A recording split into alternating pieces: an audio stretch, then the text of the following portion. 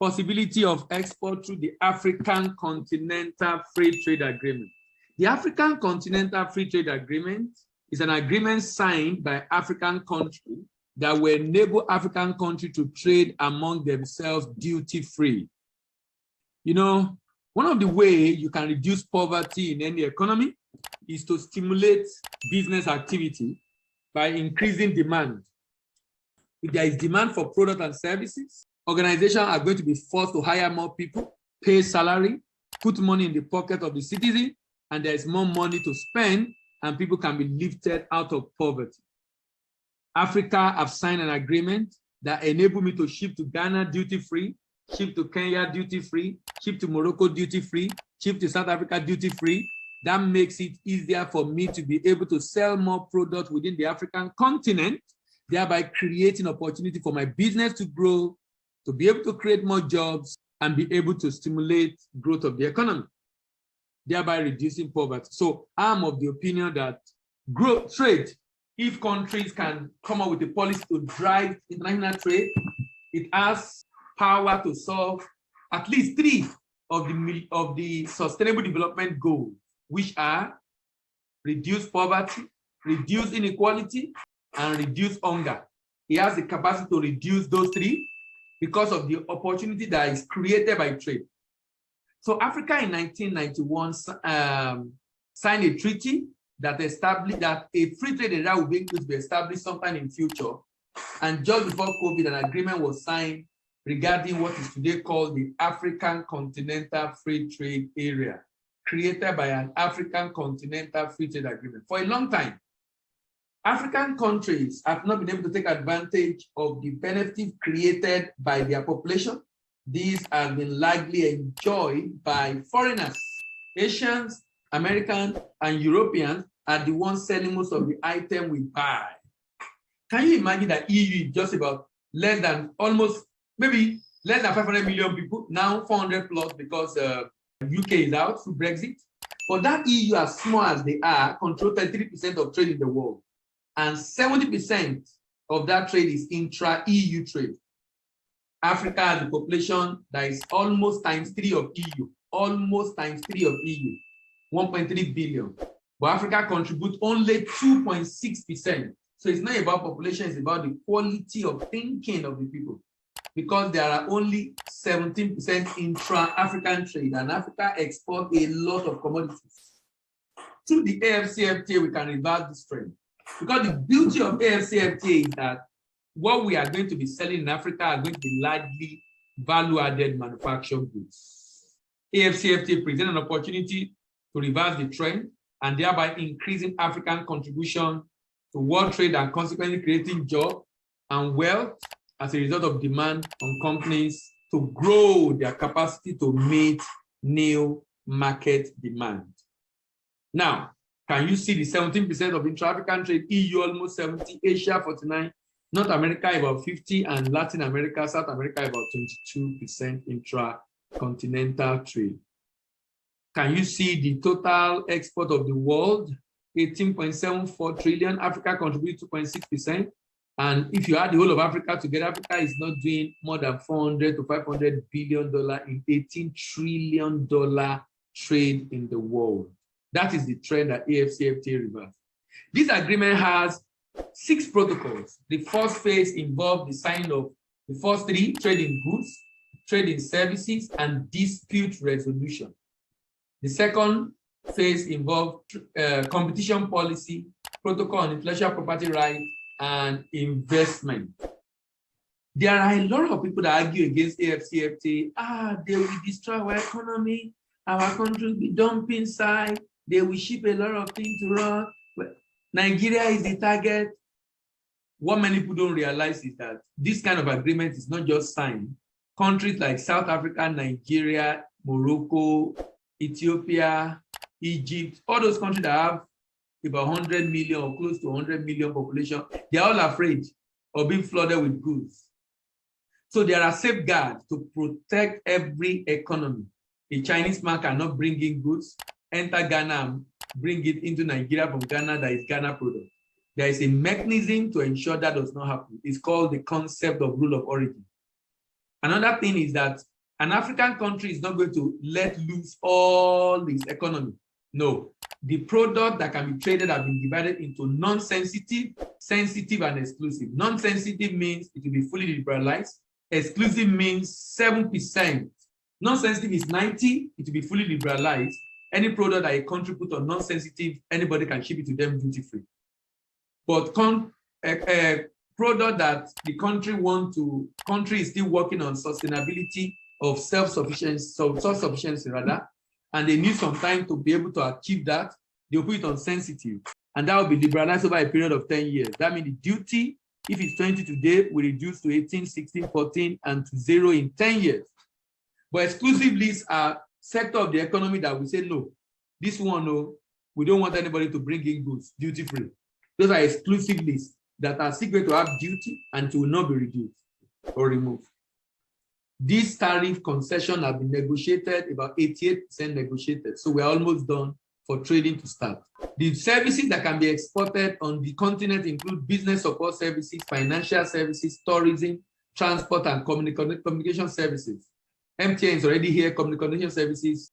EcoBank and UBA are in different parts of Africa, financial services. Ethiopia comes to Nigeria, transport services. Tourism is happening in Rwanda, and a lot of business support services. As at October 2021, 54 African countries have signed the agreement.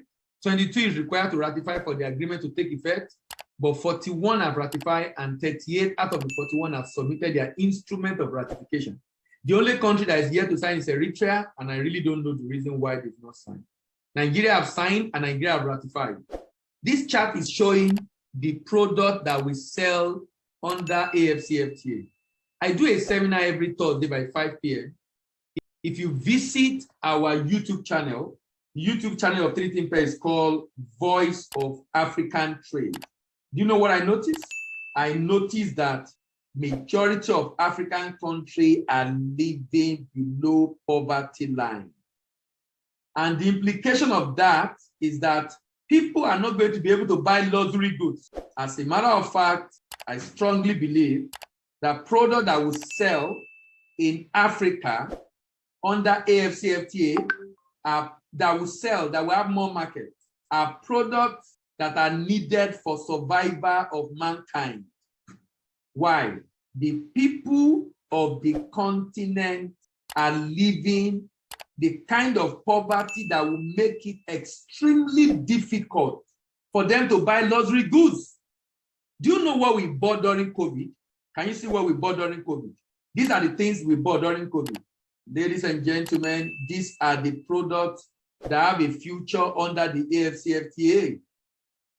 Because these are the products people buy when survival was the most important thing in their life.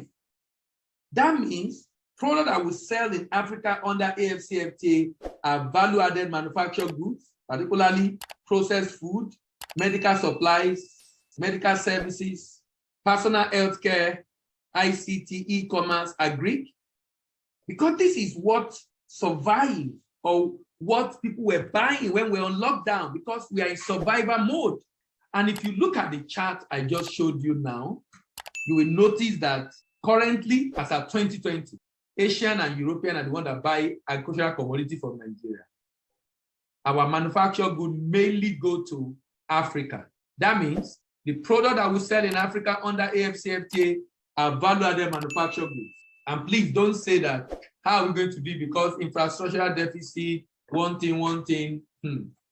I like to work with data. The data available show Nigeria is number 15 on the competitiveness index in Africa. Nigeria is number 4 on the competitiveness index in West Africa. Nigeria is doing better than 40 African countries. That tells you the deplorable state of many African countries. If Nigeria is as bad as we are, as it's still doing more than 40 African countries. Out of 55 African countries, Nigeria is number 15. And Nigeria is already exporting a lot of product to West Africa. You see all the food you buy, from Nestle to Dufy, from PZ to Dangote, we are already exporting. AFCFTA is just going to amplify it. The challenge of export before was going to be hindered under AFCFTA by lack of payment system But guess what? Now we have what is called the Pan-African Payment System, the Pan-African Payment and Settlement System. The Pan-African Payment and Settlement System parts enable me to ship goods to Ghana and get paid in Naira, while the Ghanaian pay me in cedis. All African countries are going to be connected to a central switching system called PAX. Currently, all Nigerian banks is connected to the central switching system called the NIPS. NIPS is going to be connected to PAX. So all Nigerian banks are going to be directly connected to PAX via NIPS, and some of them will connect directly depending on the service they want to render. But what is clear is that in the coming days, weeks, and months, payment on the African continent is going to be seamless. So if I ship goods, if I'm importing, you know, there are some of your customers right now that are having issue with Forex.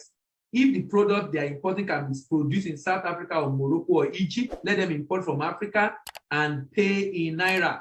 And their supplier is going to be paid in their local currency, courtesy Pan-African Payment and Settlement System.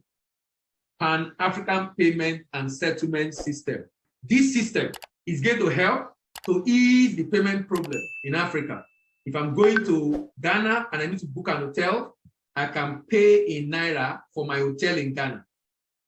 As I round off today, let me tell you about some of our programs. We have Executive Diploma in Export Trade Finance. We have Executive Diploma in Export Business Management.